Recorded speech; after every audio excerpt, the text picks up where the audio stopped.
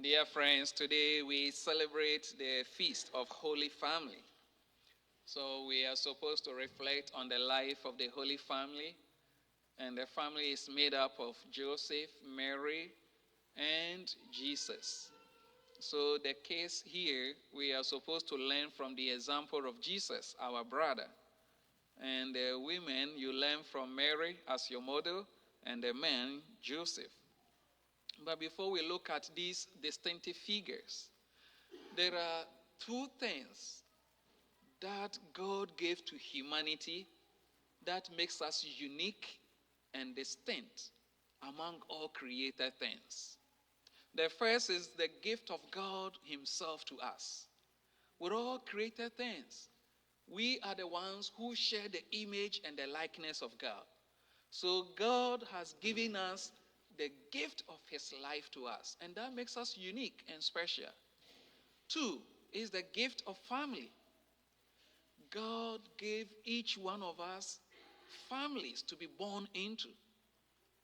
With so many things around us, we make our own choices. I want to eat that, I want to drink that, I want to sleep here, I want to work there. But when it comes to family, as we sit here, none of us made a choice the family he or she wants to be part of. We just happen to be born in our various families, and it's a gift from God. He chose our families to us. Probably if you were asked to choose your family, you wouldn't have chose the ones you have now because you think they are not the best. But this was something you have no hand in it. And that is why we have to see families as a divine gift. And whenever we discover that truth about ourselves, we will learn to hold our family dear to our hearts. And we will treat each person in the family with dignity and respect. Because you don't know why God made you to be part of that family. And we know that God is not a haphazard God. He doesn't just do things because he wants to do it. He plans, he executes. So today I want you to see your family as your glory. Glorify yourself with your family. No matter how you look at them, that is what God gave you. Glorify yourself with your family. Sometimes we downplay some of these things because we don't take time to reflect and ask questions. Why did I happen to be born in this family, in this community, in this town? We don't ask. And so we lose the essence and the power that flows from our families. So as we celebrate this feast day, I want you to be proud of the people around your life. Just imagine you were born without a family. You were born on a ranch or in a farm or on the street. You had no mother, you had no father, no siblings. How would your life have been? If people have not been sacrificing to shape you and to bring you up, what would have become of you? So these are moments that we need to be solemn and to appreciate that God cherished each one of us and he gave us these families. And for the purpose is that we enjoy warmth, affection, and companionship. In the family, we enjoy warmth, affection, and companionship. If you are not enjoying these things in your family, then ask yourself, what is the family for? Who is causing us to lose these blessings from God? Because God wants us to enjoy and be happy and to have warmth and affection, he gives these families to us to enjoy. But in every family, since it's a human institution and we are not perfect, there will be struggles. But how do we manage the struggles in our family? And I want you to learn from Joseph, Mary, and Jesus in the gospel. When they took Jesus to Jerusalem and he got lost, just imagine how Joseph and Mary could walk for a whole day without the child Jesus, and they felt comfortable. Then when after a day they didn't see him, they started, why? We thought he is among our friends. Let's go back. You see how Joseph and Mary did not engage in blame game. Joseph could have said to Mary, "You are the mother. You should have held his hand. You are irresponsible." They could have fought about that. But they assume corrective responsibility. And in a family, that is something we need to learn. If I fail as a mother, you fail as a father. If you fail as a father, you also fail as a mother. We are one. Collective responsibility. They didn't stand there on the road arguing and fighting. We have all failed. We didn't take notice. Let's go back and search for the kid. And they went back and searched for 3 days. And it is something that I encourage you to learn as couples or as elders in the family. Collective responsibility. Blame games do not solve problems. If we are together as husband and wife, whatever happens, we assume responsibility. Then look at when they found Jesus. "Son, why have you done this to us?" Then the cheeky answer came. "Did you not know that I must be in my father's house?" Imagine your kid speaks to you like this. Probably you will blow the head off after walking for 3 days and being anxious. And he gives you this cheeky answer. "Did you not know?" But you see, Mary and Joseph and Mary at the same time, they control their emotions. They didn't get angry. As parents, we need to control our emotions. Sometimes we allow our emotions to get the best out of us. Sometimes the little things that the kids do in the home, they don't even understand what they are saying. They don't know the consequences of their actions. But because we see them to be smart, we think that their knowledge and their level of intelligence is like ours. So sometimes we rate our kids and our grandkids to our level of growth. But this case, we see them, they are only smart with electronics. They are smart with internet and mobile phone and iPad. But their knowledge, when it comes to wisdom, they are not there. So don't rate your kids to your level, thinking that they should be able to figure out things as you. They should speak in a way that you will speak. Come to think about the experiences you have had. And so Joseph and Mary did not allow their emotions to get the best out of them because they saw Jesus as a kid.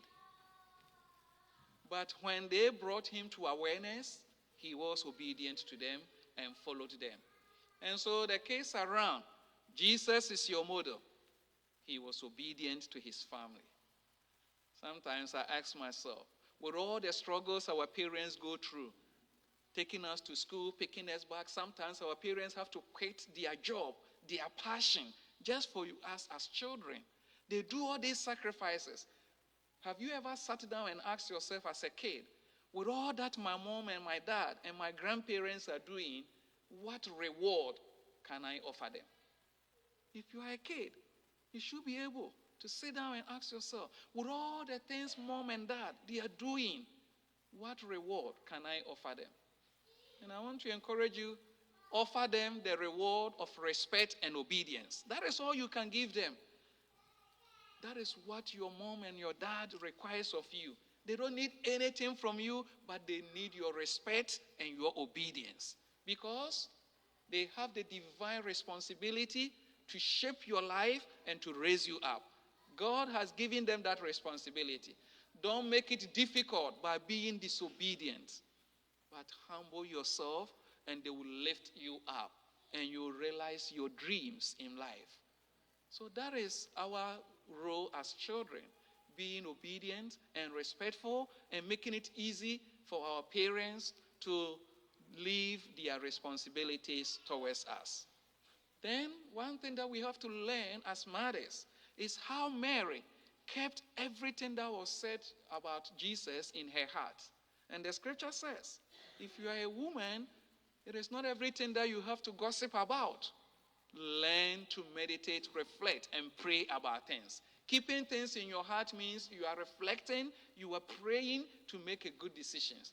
And women are very good in making good decisions. Sometimes men, we rush and we are emotional, but before a woman make a choice or a decision in the family, they take time to pray over it, they reflect, and they act.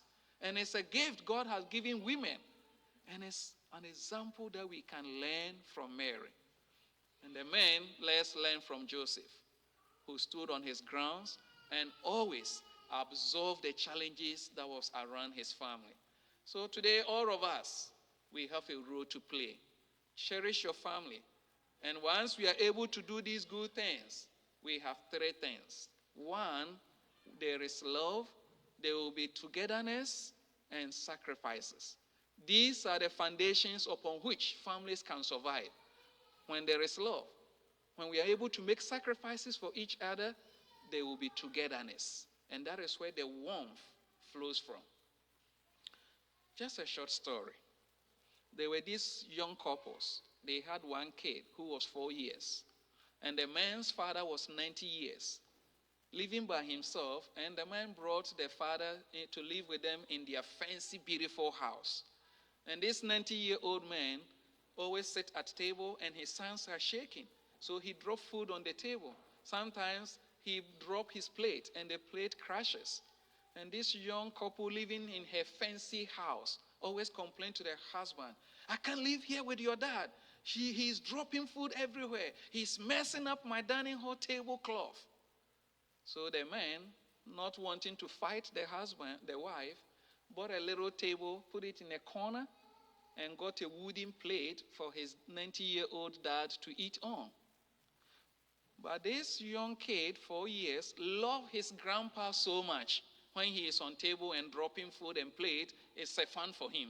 Innocent kid. He also complained, why is grandpa sitting at the corner? Grandpa should sit on the table. And the mother would say, that is where he belongs. He is old. So one day the man came from work and he saw his little kid playing with the wood, trying to cut it into a shape.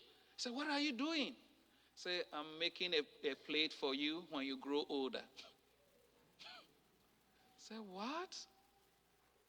So he went, called the wife, said, look at what our kid is doing.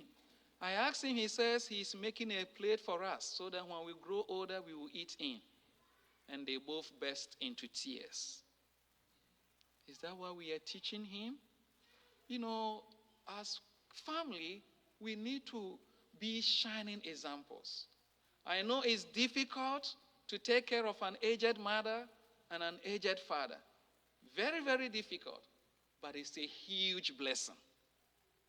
Come to think about the sacrifices you are making for your kids today. And you grow up and they cannot sacrifice their comfort for you. How would you feel? But as we sit here, we will not remain young like this. The young shall also grow. Think about you also growing one day and how you will be treated. So in the family, we are always part of it. Whether we are young, whether we are old, whether we are sick, whether we are fragile, we should be cherished and we should treat each other with dignity and respect. For the family is all we have.